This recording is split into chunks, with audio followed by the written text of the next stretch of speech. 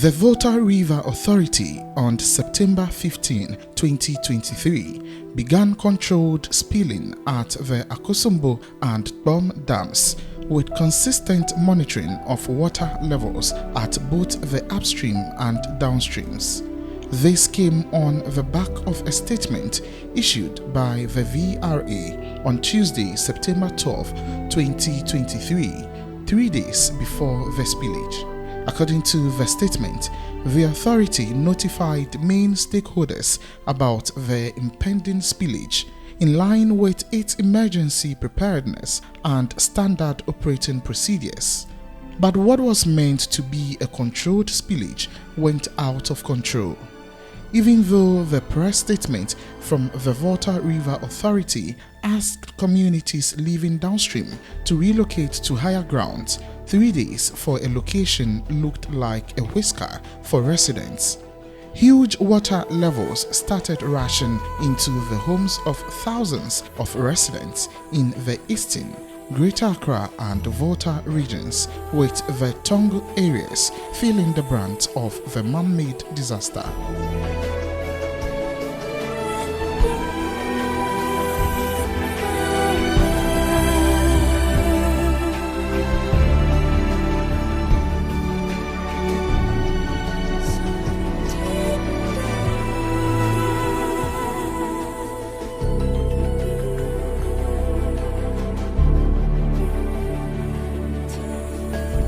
Hospitals, schools, farmlands, roads, mortuaries, public toilets, and cemeteries, among others, were submerged.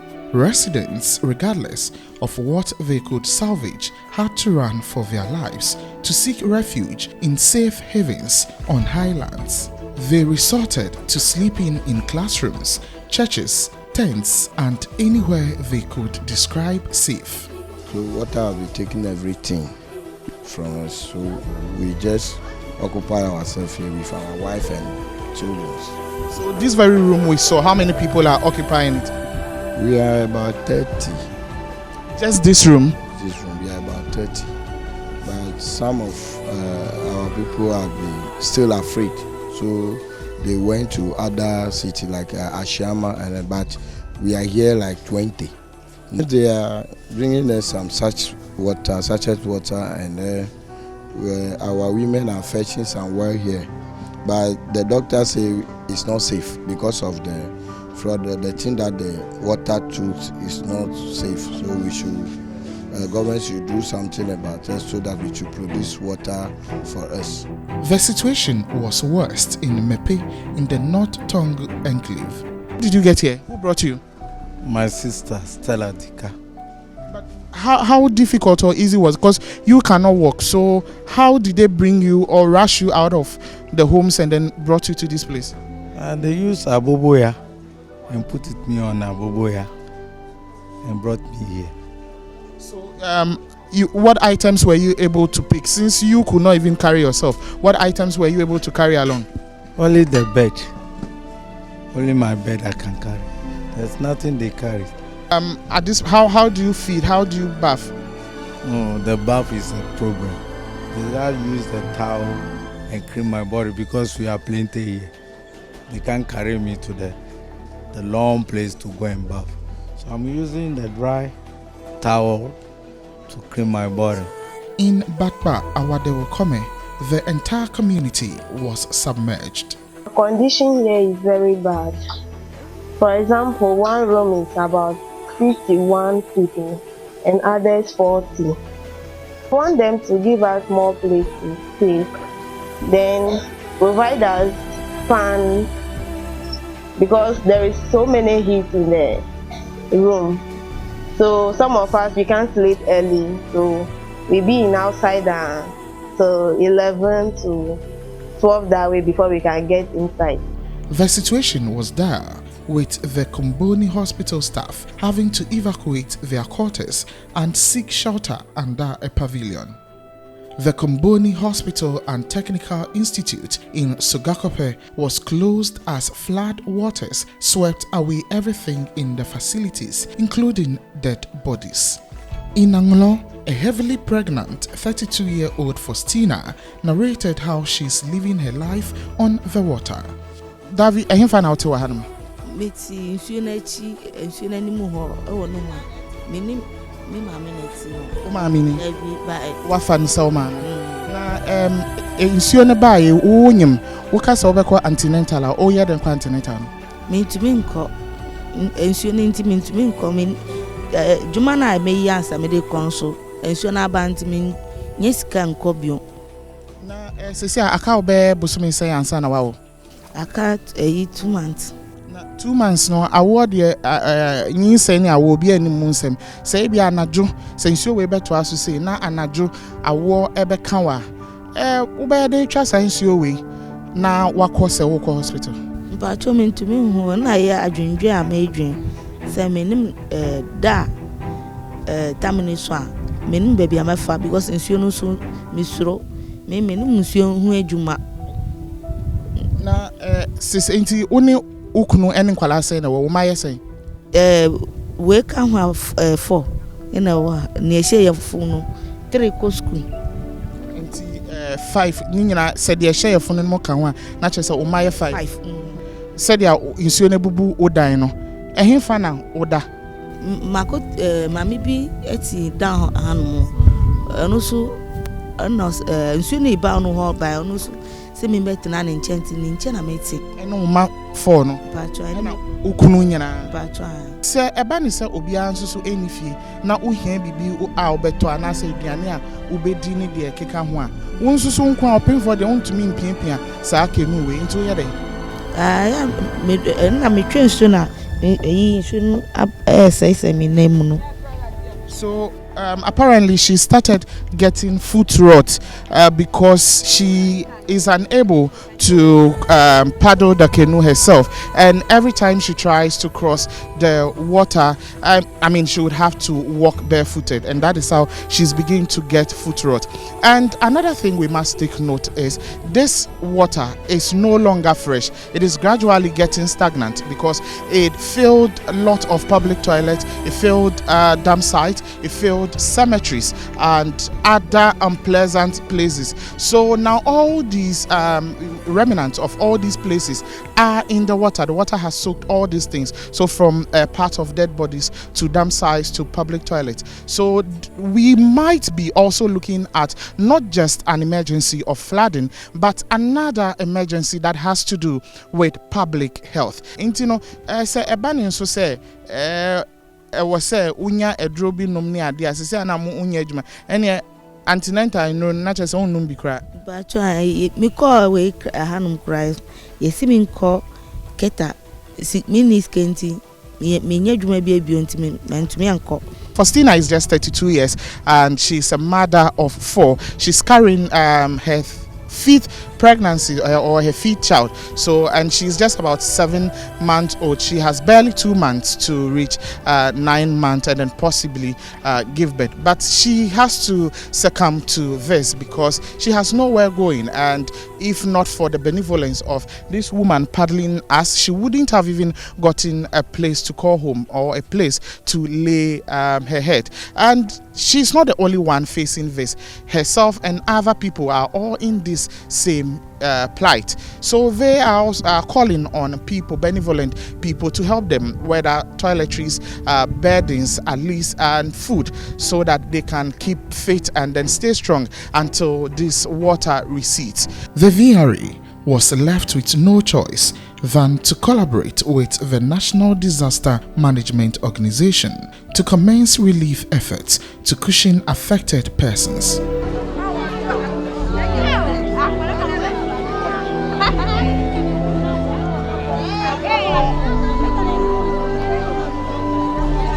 Government also constituted an inter-ministerial committee headed by the Chief of Staff to help address the havoc caused downstream by the spillage. The committee visited the North Tongue district of the Volta region to acquaint themselves with the level of devastation caused by the spillage and share relief items to affected persons. As the numbers increase, of course, this is an emergency. We would have to re-strategize on ground at the command center as to what is needed in the meantime, because the demands of people are not the same. But NADMO and all the security agencies and the institutions that I have mentioned were concentrating on providing household items, buckets, drinking water, because they've lost their water sources. Even water to bath is a problem, but as the headmaster mentioned, they are managing. But drinking water, we have to cut in sachet water, bottled water. Just before we spoke, I received a call from the Ghana Water Company's CEO that they are giving us 1,500 bags of sachet water for today. So as and when we get the assistance and as budgeted by VRA and NADMO, they keep pushing some items. About coming to that, because I wanted to know if we are also bracing ourselves for like waterborne diseases, because I overheard people saying ever that they use some of the same water to do their cooking, and once the water or the sachet water is not coming in as often as possible, they will be forced to use the same water. So we might be dealing with an emergency of the water, and then we'll subsequently have to deal with the waterborne diseases as well. Would the one clinic set up here be enough for 8,000 people? Oh, we keep increasing the numbers. Just when you arrived in front of the ICT lab, you saw cars offloading some sachet waters. We will do everything to prevent or avoid people having to resort to the contaminated water to drink. That we will not allow that to happen. Former President John Dramani Mahama also visited affected persons to show his commitment and support to affected victims. President Nana Addo Dankwa Akufo-Addo also visited some relief camps to reassure victims of the flood of government's commitment in protecting livelihoods. I think everybody here, and I hope you take the message all across, North Tongue, South Tongue, Central Tongue, that when these things happen and government acts, politics does not come into the matter at all. When I took the oath of office as president, I took the oath of office as president of every single individual in Ghana, of all peoples in Ghana, all districts. And whether they voted for me or not, once I have taken the oath, I am the president of all the people. So Toby, you and your elders, I want the people here, you, beginning with you and the elders, to understand that when something like this happens and government acts, government is acting for Ghanaians, all Ghanaians. I came here because Ghanaians are having difficulties and are suffering, and it is my responsibility to try and help. The relief efforts continued with the leadership of the National Democratic Congress and Minority Caucus, also presenting relief items in the South Tongue constituency. We are here this morning to commiserate with the people of the Volta and Eastern regions for the calamitous flood that has affected some constituencies in this region. Earlier speakers have spoken already, but I just want to add that we are not here to take over the responsibilities of the government of the Republic of Ghana towards victims of any disaster. We still would urge the government to do the needful to any Ghanaians who have suffered from any disaster, be it natural or man-made. Other personalities like musician Adam, actresses Fela Makafui and Lydia Forson also visited to donate some relief items. Business magnate Ibrahim Mahama also took up the charge to provide food and other items to affected communities. Corporate Ghana was not left out. The most importantly is the water. He realized that all the water was covered. Meanwhile, without taking water, you cannot cook food. Without taking water, you cannot survive. So this is a little token that he is giving to the community to support the community for them for a few days. And he is thereby standing to appeal that any help, any assistance, just liaise or inform our Queen Mother. After that, he will come and see what he can do to support. Zoom Lion Ghana took the lead, donating relief items and vector control exercises summed at 500,000 Ghana cedis. We understand that good sanitary environments, clean water, safety and sustenance are essential for survival and well-being. Therefore, we are providing you with token of waste bins, plastic buckets, brooms and other sanitary items to aid in maintaining a clean environment. Food items such as rice and cooking oil and water to satisfy your hunger and thirst. Safety jackets, mosquito nets and aqua taps to keep you safe and protect you from harm and the spread of diseases. In addition, we are providing vector control and disinfection services in the safe havens and their environments, in addition to regular supply of water, for which we are supplying some today, and in subsequent days we will supply the rest.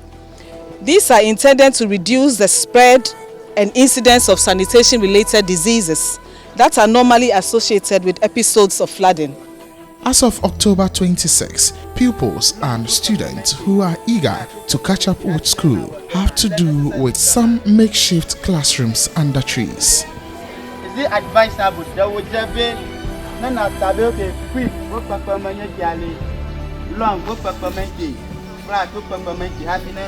Minister of Education, Dr. Yao Osei Educhum, however, implored teachers in affected communities not to neglect the children, as government will continue to support them in every way possible.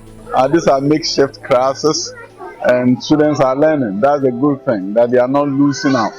In a number of places, we don't have that opportunity, and we should create that opportunity immediately. So we are looking at short-term solutions, medium-term and long-term solutions to the challenges.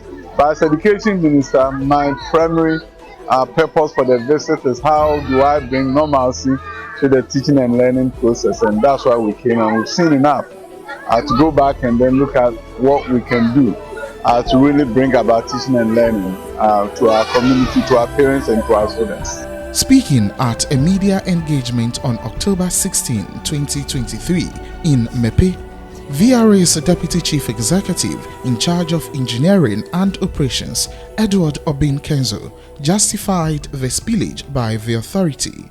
He maintained even though the spillage is displacing many, it is necessary to protect the dams from destruction. The maximum operating level of the dam is 277.5. So you are left with 0.21 to achieve that maximum allowable operation level of the dam. Which means that beyond this level, if you stay there for a very long time, the integrity of the dam is at risk. And we don't want to do anything that will affect the integrity of the dam. But as we see with this data that we have and what we are seeing, we know that per everything that we are doing, we don't envisage to increase the spillage. Because increasing the spillage is also not going to bring any good news to the people beyond Soga Kope. A Deputy Minister of Energy, Herbert Krapa, noted protecting the country's dams and saving lives and property is the most pressing thing to do in such situations, and government is not shirking its responsibility.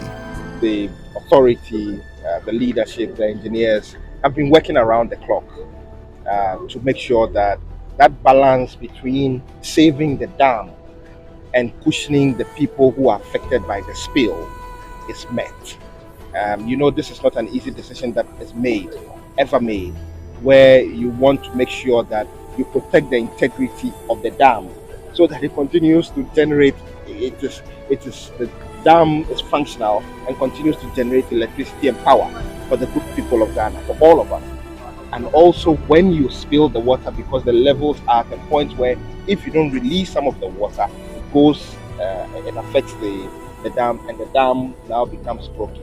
You release it also, it affects the people who are downstream, and you know the consequences of the people. I'm happy to see that VRA started releasing this water several months ago. They did simulation earlier in the year to make sure that if the water levels went up, what will be done to ensure that we restore property to these people back to the state that it was in. Those conversations are being had, and government and the Ministry of Energy will coordinate that to ensure that the dam is saved and the people are also, relief is also brought to the people to ensure that we don't cause any harm. Meanwhile, the Volta River Authority has promised to top up an initial 20 million Ghana cedis dedicated to support victims of the flood.